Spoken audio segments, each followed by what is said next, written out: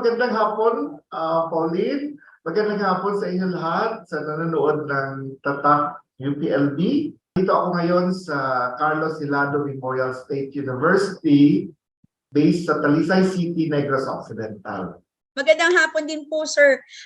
Welcome po sa Tatak UPLB segment. So ngayon, sir, makikipagkwentuhan naman muna kami sa inyo. Ngayon po, ang una kong tanong ay, bakit po ba kayo nag-pursue ng graduate studies sa UPLB, more specifically po sa SESAM? Meron po bang nag-impluwensya sa inyo?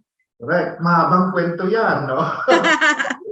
We will start it with the general details of it. Way back in 1997, I got a scholarship sa Australia to pursue Master in Environmental Education. And it happened na yung mga kasama ko doon, tatlo yata, si Dr. Camacho, si Dr. Laksamana sa Chem, si Eman sa Physics ba yun? We are of the same university. So sabi nila, pag-graduate mo dito, punta ka ng UPLB. You have to have your master's degree or your PhD degree doon. And we would be very willing to help you, although nagsastruggle din doon sila kasi nag-aaral din sila ng kanilang PhD and they're also trying to make or to complete the respective degrees. So that's the reason why in 2001 I pursued my PhD in SESAM.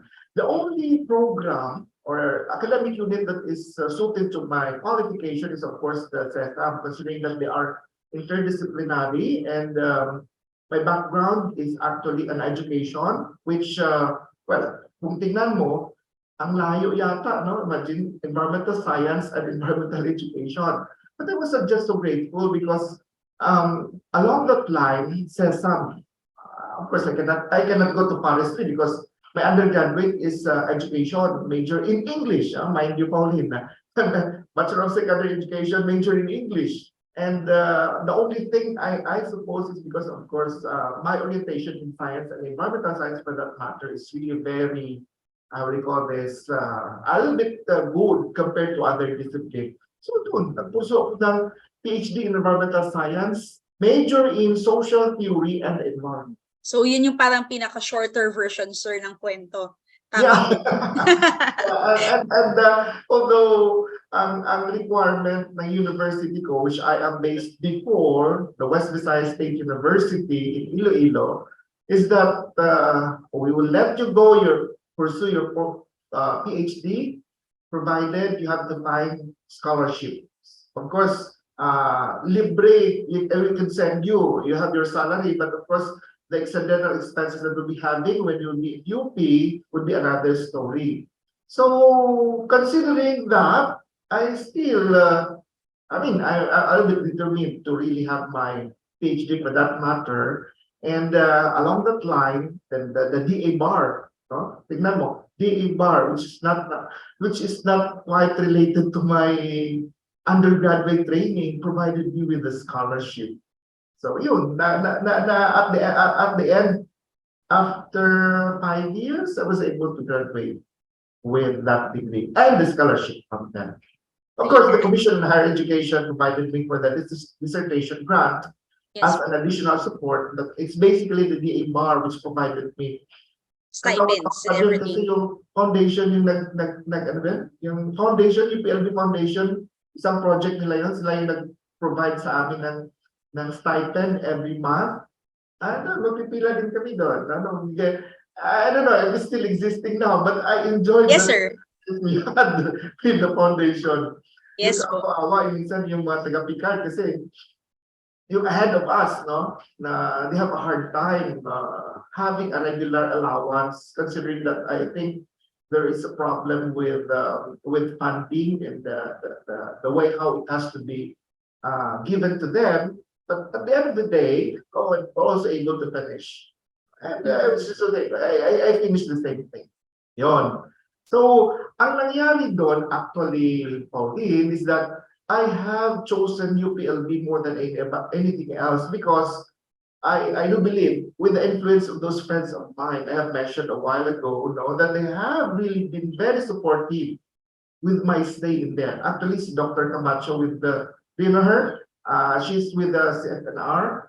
Her husband also with the CFNR happens to be my, I don't know, sister-in-law, because my sister-in-law is the sister of Dr. Camacho. So I stayed in their place. That one in front of alumni, besides the infirmary, that old house, number 1 Nara Street. That's where I stay. Oh, okay. So malapit po sa opisina namin, sir. Yeah, Oh, no, I yes. just have to throw a stone away in your office, which Opo.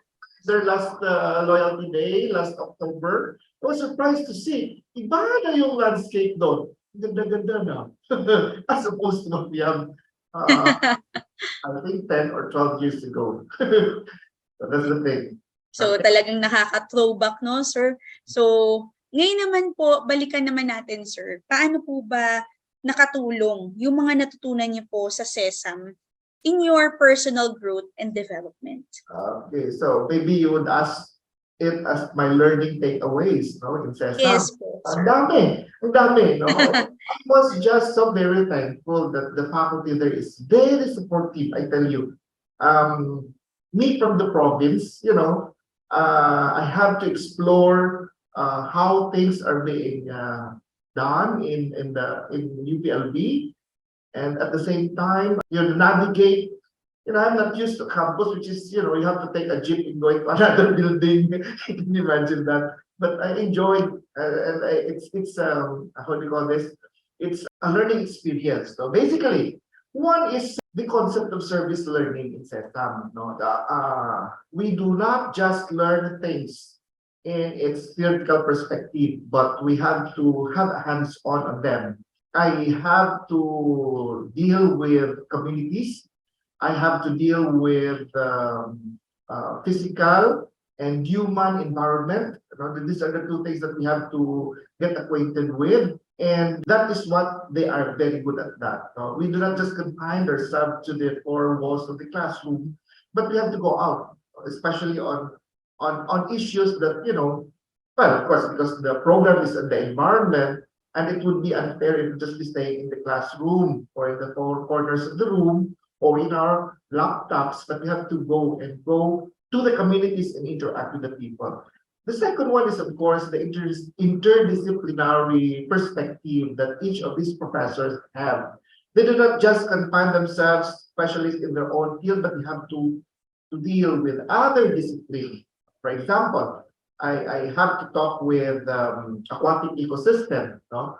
The aquatic ecosystem would not just be touched by one person, but it would be a team effort. That's why we have team teachers along that line. And the discipline of another, for example, toxicology, systems along that aquatic ecology, it is waived and tailored to learners like us who are not really so focused much on the science concept of it. That's why, because my case is more on environmental security as well as social theory. So it's more on the person, the attitudes and the beliefs of the individual on the way how they see the environment. So this professor of mine, they have been very supportive of me. I need not to name them because some of them are already retired, but I love them so very much, and we have a very close bond even after we finished our degree. Well, of course, one major takeaway I learned from the UPLB experience, especially in SESAM, is that they have an extension program. We call it the Environmental Educators Network of the Philippines. Maybe you're aware of that. It was renamed into Philippine Network of Environmental Educators. This is basically an association of professional or institutions and professional individuals, basically researchers, extensionists, forming themselves together to create an impact on environmental education. It's a network, actually. Basically, there are around 89 organizations that are member of that, and around 500 plus professional members.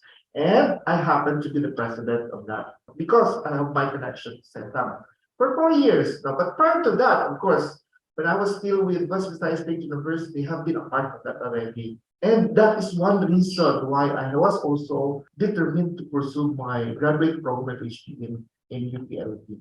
So that's the major takeaways I had. No? But of course, when you finish from UP, much more to Los Baños, it's a different thing that people would look at you. We call this as the charter perspective of what you have learned, especially if you came from the University of the Philippines. So it's how they call this, it's very rewarding and it's very fulfilling. And I have to be frank with you, I did not regret. Even if at times I really have to struggle with maths, with maths and mathematics, especially if it would require a lot of computation. But yes, I survived. Nakaka-relate ako dyan, sir. Huwag kayong mag-alala. Especially if you have the valuation, if you remember the word valuation, and they would be using, a lot of formulas. Na kailangan sa ulo nyo. My And alam professor nyo, no? really have a hard time for me with that. No? Because those, Andrew, it's just that you're really struggling with maths. I said to him, okay, mom, because I'm under scholarship, what can you do? That's one thing that I have really been very grateful of UPLB. Sila yata yung namong problema, kung paano ako makapasa. It's not and that is one thing which makes the UP very different from the rest. No? Anyway, this is one of the learning experience I got from SESAM. Given the opportunity again, I would ask my friends. In fact, my daughter now is there enrolled in UPLB because of that thing. I have to take into account considering my experiences in there. Actually, Yes. she's now in the med second year in the veterinary. Ngayon, sir, vet med po siya. And hopefully she could make it. No? But of course, it's just happened that I am there to guide her on the way how to navigate UPLB life, especially on where to have hangout, where to have your lunch, things like that, and the people that they have to deal with. So anyway, masaya actually. Nakakatuwa naman, sir, no? So, kitang-kita kahit hindi nyo kinukwento yung mata nyo, masayang-masaya kayong binabalikan itong experience nyo po sa iyo. Yeah. So, nabanggit niyo po kasi nandito yung anak nyo. Sorry po, mag-follow up question po ako. Ano po yung number 1 na in-advise niyo po sa inyong anak?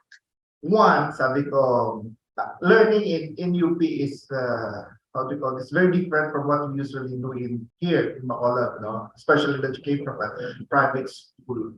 You have to really be the one that will be forcing your faith in your direction. It's not anybody else. And I tell you, you'll be encountering a lot of choices, series of choices.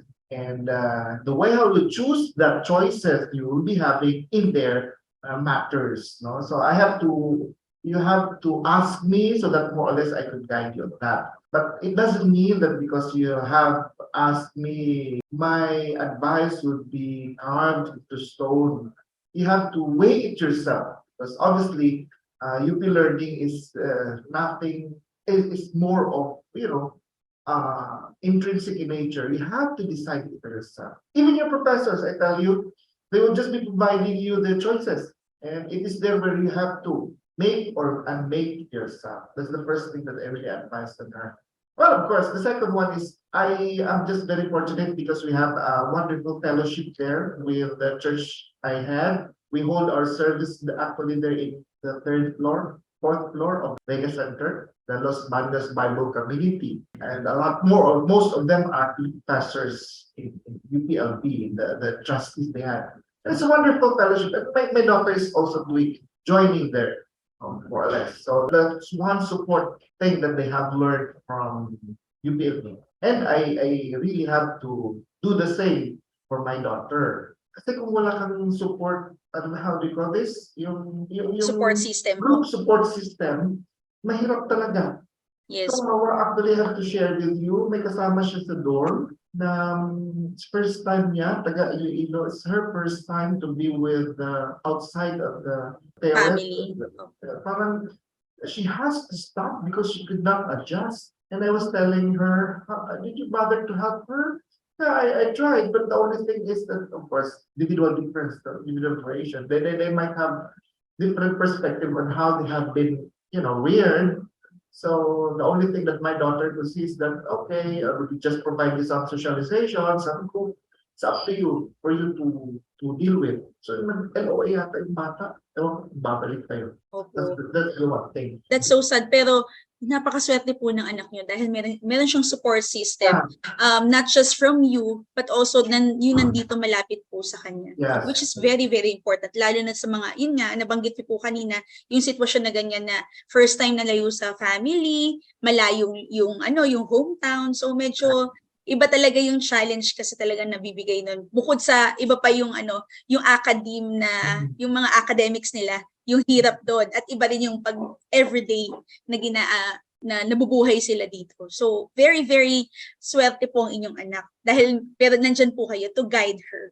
So ngayon naman sir, para po sa inyo, ano po ba yung mga traits or skills ng ating mga alumni na talagang masasabi nating #Tatak UPLB? First, ang ating alumni usually have to take our leaders. That's one thing. They usually perform leadership role. And of course, I could not imagine a graduate from UP, just trying to be somebody or, nothing. But usually they have, because it's been their conviction, it's part of their training, that you have to take leadership roles. And it's exhibited actually in most of the organizations that if you are from UP or UPLB, for that matter, you have to be leader.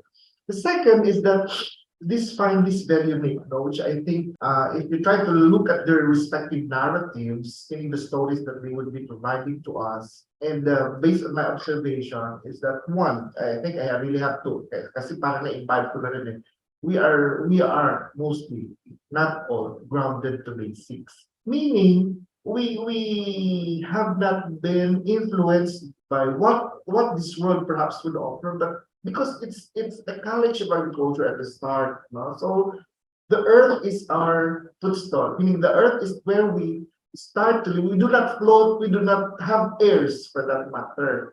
Yung isang trait yun. We are more grounded to what is supposed to be, we should be doing to contribute to the integrity of the earth. This could be seen in our agriculturists, in our econ, in our community development workers, much more to SESAM. Almost all of us are of that. Kasi we have to deal with earth, we have to deal with water, we have to deal with the terrestrial ecosystem, which is supposed to be grounded. We are not pilots or aircraft maintenance, literally, that's the analogy that you can give or you can provide, but basically we are grounded to basics. And I think the third major trait of our alumni, I can see, is that they are future thinkers. They think about the future. In other words, we do not just see things as they should be, but we have to be, we keep on asking ourselves, how will it be 3, 5, 10 years from now? We do not just confine to the present, but we have to anticipate and look forward of what would happen to our situation ahead of us. Future thinkers. I think that's one major trait. Last Loyalty Day, last October, and I hope I can again attend the Loyalty Day this time. I could see a lot of alumni, in the SESAM especially, who are having these 3 traits I have mentioned, and it's good to know that I'm one of them. No, I mean a part of them. I'm not bragging that I'm one of them, but I'm a part of them, and it really makes a difference for me. It really makes a difference. So I hope that at the end of the day, we could have the same thing, no? Although yung pinaming mahal na song might, be very idealistic, but the alumni along that line, they still anchors themselves to that ideals in their own way. Parang walang hanging dala. I don't know with the rest. But for us in SESAM, we meet actually through the network regularly, and we just update ourselves. How far have you gone in relation to if you are in the academy, if you are in the industry, if you are in the different fields or something like that. So that's the traits that I have observed. Maybe you could add some more, but I think these three major traits is the standout thing that I have seen. Maganda yan, sir, no? Yun talagang yung connection nyo with SESAM is still there even after you graduate. You kept your your networks, no? Yung linkage kumbaga. Maganda yan, sir, kasi isa yan sa ating mga talagang tinitignan na hopefully hindi lang after graduation ay babay na. Nandun pa rin yung may communication with our alma mater. So maraming salamat, sir. Dahil parang alam ko na yung sagot nyo dito sa last question kasi may na-recruit na nga kayo, yung anak nyo. Pero sagutin nyo na lang din, sir. For our viewers po, would you recommend studying graduate program sa UPLB? And bakit po? Yes, actually, way back right after I finished in 2009, mga tatlo na yata yung na-recommend ko to go into UPLB, SESAM. Ako pa yung talagang nag-facilitate kasi I do not want them to miss the opportunity, the wonderful experience that they will be having. It's not that, of course, there are some students that, after they graduate, ayaw ko na babalik dyan, parang gano'n, no? But not in my case. So I created a bond with the people in there, from the lowly driver in SESAM to library aide up to the dean. No?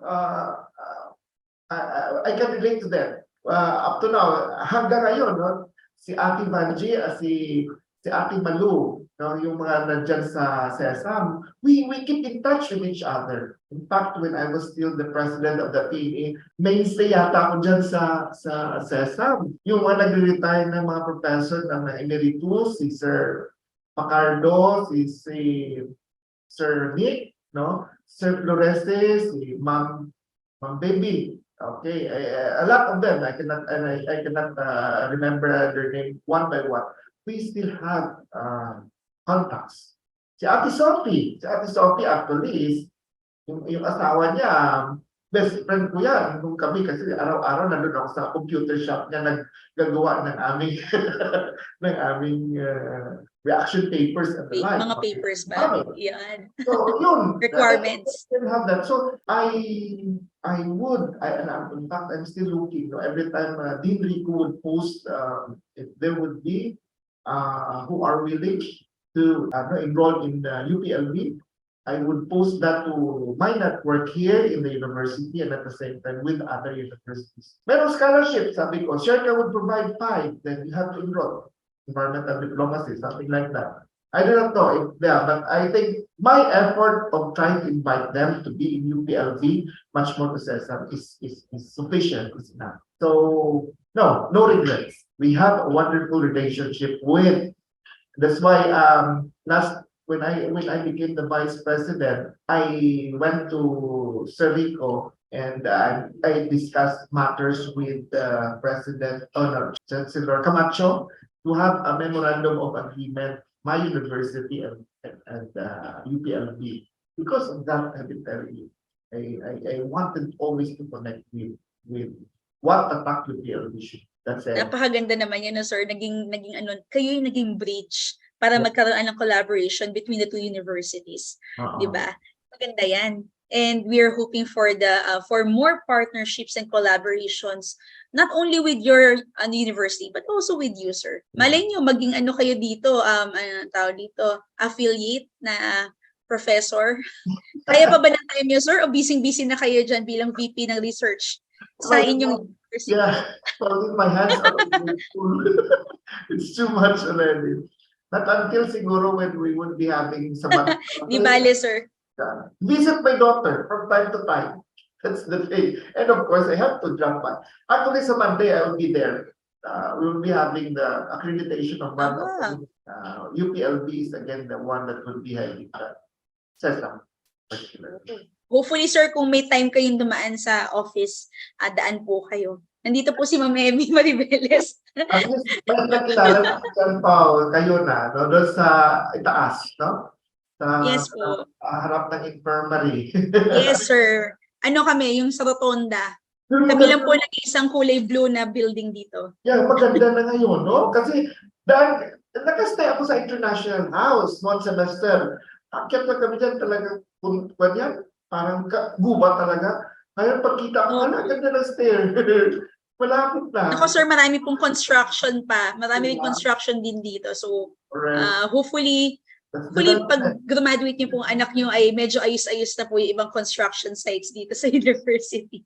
3 years from now. Ayan po sir, ngayon naman, syempre, gusto ko po magpasalamat dahil binigyan niyo po kami ng oras dito sa Tatak segment. Alam kong napaka-busy niyo dyan sa university niyo. Ngayon naman sir, syempre hindi ko kayo pakakawalan na hindi niyo ginagawa ang aming favorite dito sa segment, ang Tatak Shoutout. So sir, pwede na ba naming marinig ang version niyo po ng Tatak UPLB Shoutout? Ako, si Andrew Eusebio Tan, Tatak UPLB.